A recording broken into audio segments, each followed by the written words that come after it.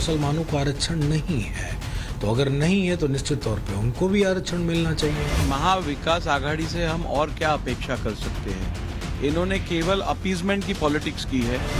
दुर्गा जागरण के लिए अलग सा बजट रख देती है, तो धार्मिक कार्यों के बजट है। ये तो हम तो लोगों की बात कर रहे हैं। ये सूडो सेक्युलरिज्म का एक उत्तम उदाहरण है। खुद को पीडीए यानी पिछड़ा दलित और अल्पसंख्यकों का सबसे बड़ा शुभचिंतक बताने वाले अखिलेश यादव सुबह शाम पीडीए की बात करने वाली समाजवादी पार्टी के पीडीए का सारा सच सामने आ गया है।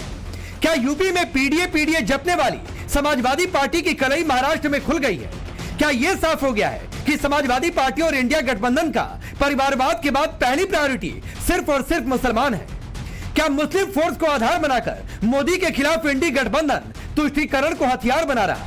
क्या अखिलेश के पीडीए में पिछड़ा और दलित का जिक्र उस लॉलीपॉप की तरह है जिसका इस्तेमाल सिर्फ चुनावी राजनीति के लिए किया जाता है? ये सवाल इसलिए उठ रहा है क्योंकि महाराष्ट्र में होने वाले विधानसभा चुनाव से पहले समाजवादी पार्टी के दिल की बात जुबान पर आ गई है। समाजवादी पार्टी के मौजूदा विधायक और भिवंडी पूर्व से उम्मीदवार रईस शेख ने महाविकास आघाड़ी मैनिफेस्टो कमेटी के अध्यक्ष पृथ्वीराज चौहान को चिट्ठी लिखी है। इस चिट्ठी में रईस शेख ने मांग की है कि एमवीए अपने मैनिफेस्टो में वादा करे कि वो कॉमन माइनॉरिटी प्रोग्राम लाएगी, मुसलमानों के लिए अलग से 10,000 करोड़ के बजट रखने का वादा करेगी, महाराष्ट्र में मुस्लिम आरक्षण लागू करने का भरोसा दिलाएगी और लव जिहाद कमेटी की जांच का वादा करेगी। समाजवादी पार्टी के विधायक रईस शेख की इस तुष्टीकरण वाली चिट्ठी से सवाल उठ रहे हैं कि पीडीए की बात करने वाली समाजवादी पार्टी ने आखिर कॉमन माइनॉरिटी प्रोग्राम की जगह पीडीए प्रोग्राम की बात क्यों नहीं की? क्या समाजवादी पार्टी और इंडी गठबंधन का सिर्फ मुसलमानों के नाम पर वोट वसूलना ही मकसद है, बाकी पिछड़ा और दलित सिर्फ दिखावा है? चंद दिनों पहले समाजवादी पार्टी नेता अबू आजमी ने भी मुस्लिम तुष्टीकरण वाला बयान दिया था।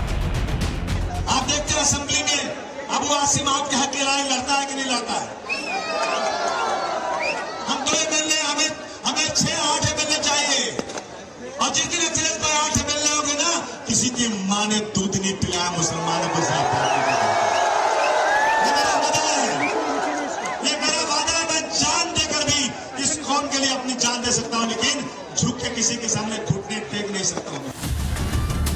ऐसा भी नहीं है कि समाजवादी पार्टी सिर्फ महाराष्ट्र में यह बात कर रही है। समाजवादी पार्टी के राष्ट्रीय प्रवक्ता मनोज यादव तो डंके की चोट पर कह रहे हैं मुसलमानों को आरक्षण मिलना चाहिए।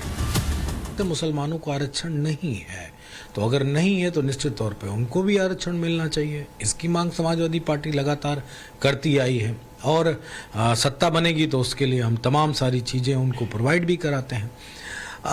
इस देश में अगर मंदिर का बजट हो सकता है, इस देश में किसी एक जिले का बजट हो सकता है, तमाम सारी वो योजनाएं चलाई जा सकती हैं।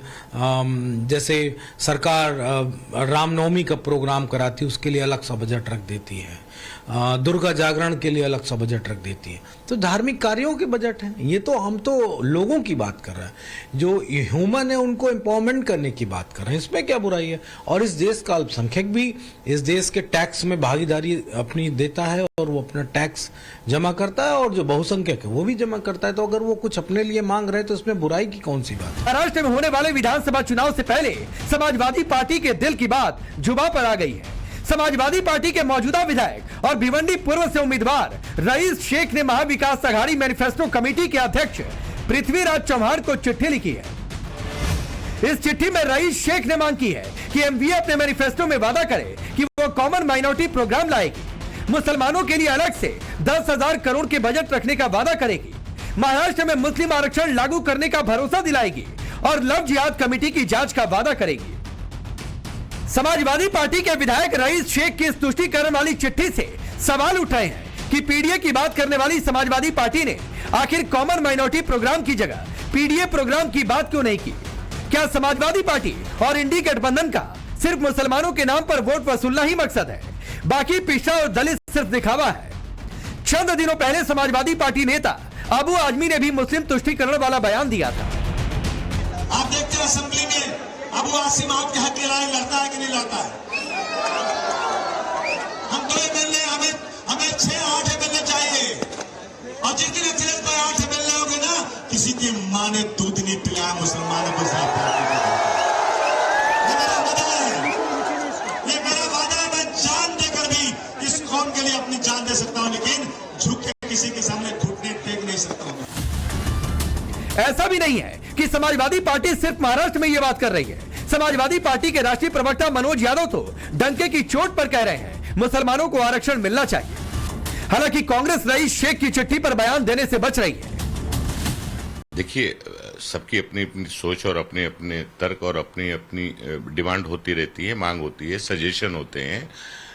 महाराष्ट्र में महाविकास आघाड़ी की कमेटी बनी है मैनिफेस्टो बनाने की। महाराष्ट्र के हमारे जो पूर्व मुख्यमंत्री हैं पृथ्वीराज चौहान जी, उनकी अध्यक्षता में उस समिति ने काम पिछले 1 महीने से शुरू किया है। उसमें समाजवादी का भी सजेशन लिया गया है, शिवसेना उद्धव ठाकरे जी के भी लोग उस कमेटी में हैं, उनका भी सजेशन लिया गया है। राष्ट्रवादी शरद पवार साहब के भी लोग उसमें हैं, उनका भी सजेशन लिया गया है। रईस शेख की इस चिट्ठी पर बीजेपी ने इंडी गठबंधन पर करारा हमला बोला। बीजेपी का कहना है महाविकास आघाड़ी सिर्फ तुष्टीकरण की राजनीति करती है और ये इनके सैडो सेकुलरिज्म का उदाहरण है। महाविकास आघाड़ी से हम और क्या अपेक्षा कर सकते हैं? इन्होंने केवल अपीजमेंट की पॉलिटिक्स की है। क्यों? क्या मेजॉरिटी के लोग इनके मतदार नहीं है? क्या मेजॉरिटी कम्युनिटी के लोग इनके इस देश के नागरिक नहीं है? क्या उनके लिए प्रोग्राम नहीं रहना चाहिए?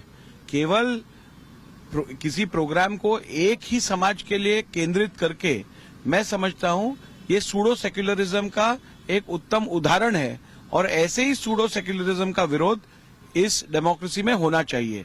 जो एंटी लव जिहाद का जो आप लोगों ने एक बिल पास किया था, कमेटी बनाई थी, उसको भी जो है रद्द की जाए ऐसी मांग की गई है, खास तौर पर मेंशन किया गया है। ये सब मांगे बेबुनियाद है। ये केवल राजनीतिक चुनाव का जुमला है और इसके अलावा कुछ नहीं है। माइनॉरिटीज के बारे में अगर इनको इतना ही ख्याल था या किसी विधेयक के बारे में इनको अगर इतनी ऑब्जेक्शन थी तो जब विधान भवन में विधानसभा में डिबेट्स होते हैं उसमें क्यों शांत बैठते हैं? लेकिन यहाँ ये भी समझना जरूरी है कि आखिर समाजवादी पार्टी महाराष्ट्र में मुस्लिम आरक्षण और मुसलमानों के लिए मिनिमम कॉमन प्रोग्राम की बातें क्यों कर रही है। महाराष्ट्र में विधानसभा की कुल 288 सीटें हैं। 38 विधानसभा सीटों पर मुस्लिम वोटर्स का दबदबा है।